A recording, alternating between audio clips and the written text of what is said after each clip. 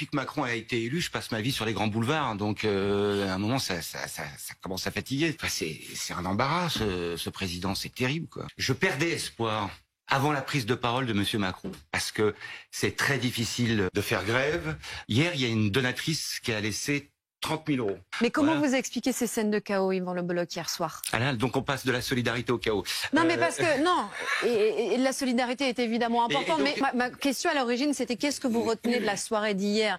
Il y a quand même des images qui resteront. Je retiens une incroyable mobilisation. Et puis là, il y a quelque chose de tout à fait inattendu et quasiment inespéré.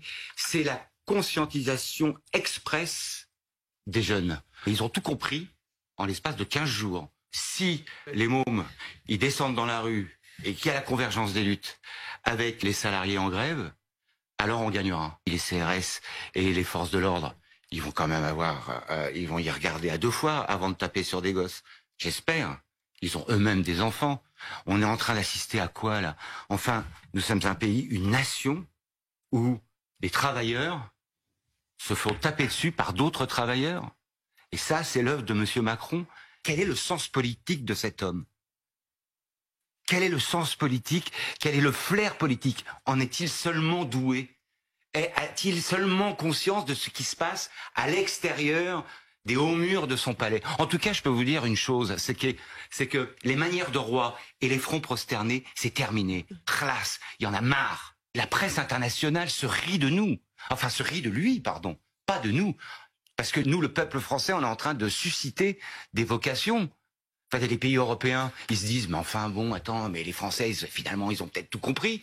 Je veux dire, la vie, c'est quand même pas de creux au boulot, il y a d'autres finalités, quand même. Sur le secteur hospitalier... Mais ça, c'est une réalité. Nous sommes le pays, de tous les pays de l'OCDE, celui qui dépense le plus pour son hôpital public, avec la Suède, me semble-t-il. Il faut surtout pas que ça change. Il faut que ça s'améliore. Il faut qu'on continue à être les premiers dans ce domaine-là. Parce qu'on y a droit. C'est notre argent. Ça nous appartient. Ce sont nos services publics et il faudra les défendre becs et ongles. Mieux les organiser. Becs et ongles. Mais non, mais ce discours de gestionnaire, il faut mieux les organiser. La médecine, c'est gratuit. La médecine en France, c'est gratuit. Quelle que soit ton origine, quelle que soit ta race, c'est gratuit. Pareil pour l'éducation nationale et il faut que ça le demeure.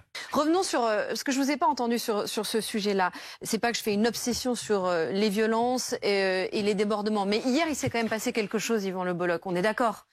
On a quand même. Parler de quoi? Vous voulez parler qu'on a découvert que les Bravem c'était des milices et des mecs qui sont en roue libre. Alors attention, est-ce que vous condamnez ce qui s'est passé hier? Mais moi, je suis pas là pour condamner. Ça veut dire quoi, condamner? Enfin, Yvan Le Bolloc condamne quoi? Mais non, mais je suis désolée. Ce n'est pas ma façon de voir les choses. Qui provoque cette violence-là? Vous croyez sincèrement un seul instant que les gens ils se disent tiens ce soir on va foutre le feu à des cartons, à des poubelles? Bon, est-ce que vous faites rigolo tous vos trimestres?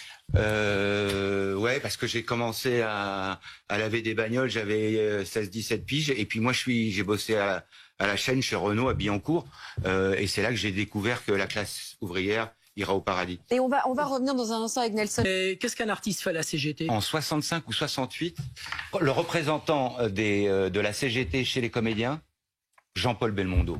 Non. Ouais. Jean-Paul Belmondo. Eh ouais.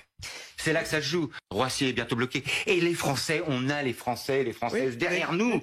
Il y a 70% dans un sondage qui est paru dans le Figaro. Ouais. Dans le Figaro. Oui. Et il met tout le monde d'accord. Hein.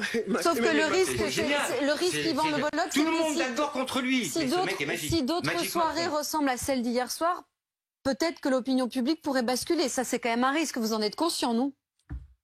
Je crois pas. Non. Je crois qu'il est allé trop loin. Macron, il déchaîne un peu la haine parce qu'on avait eu ça un peu avec Sarkozy. Est-ce qu'il n'y a pas un truc spécifique sur Macron? Ça va au-delà. Je pense que ça va au-delà. Ouais. Qui parle à l'oreille du président? Qui parle à l'oreille du président? Mais enfin, ce président nous traîne dans la boue depuis des mois, des semaines. Enfin, je vais pas vous ressortir la longue litanie. Une gare, c'est un lieu où on croise des gens qui ne sont rien. Mais comment ose-t-il? Je parle en mon nom propre.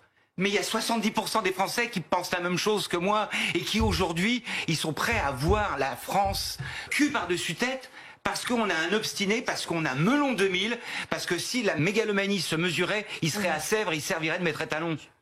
Enfin...